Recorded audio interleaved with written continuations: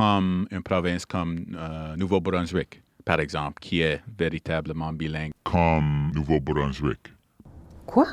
En fait, la vraie grosse différence entre nos deux provinces, c'est que les services en français au Nouveau-Brunswick, ils sont garantis par la Constitution, tandis qu'au Manitoba, ils le sont par la législation provinciale.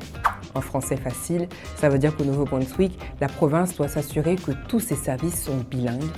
Au Manitoba, ce n'est pas le cas, ce sont principalement les services judiciaires et légaux. Alors, question très simple, pour devenir bilingue comme le Nouveau-Brunswick, qu'est-ce que le Manitoba doit faire? En quelques chiffres, il faut savoir qu'au Nouveau-Brunswick, c'est environ 320 000 personnes qui peuvent tenir une conversation en français, soit 41,9% de leur population.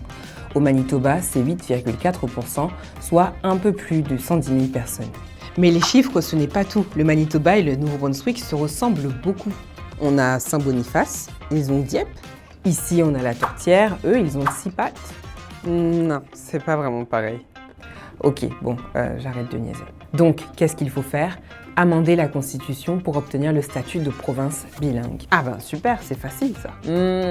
Changer la Constitution, premièrement, ça peut prendre beaucoup de temps, voire des années, avant que ça puisse se faire. Mais donc, en attendant, vous me direz, qu'est-ce qu'on a en ce moment qui nous rapproche du bilinguisme? Il y a plusieurs lois provinciales qui vont dans ce sens. Elles touchent la ville de Winnipeg, les écoles francophones, l'université de Saint-Boniface ou encore le centre culturel franco-manitobain. Et bien sûr, la star de nos lois provinciales, la loi sur l'appui à l'épanouissement de la francophonie manitobaine.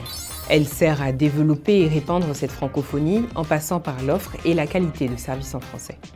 Alors oui, le Nouveau-Brunswick est la première et la seule province officiellement bilingue du Canada depuis 1969, mais selon vous, est-ce que le Manitoba s'en sort déjà bien ou il devrait poursuivre ces changements dans la Constitution ?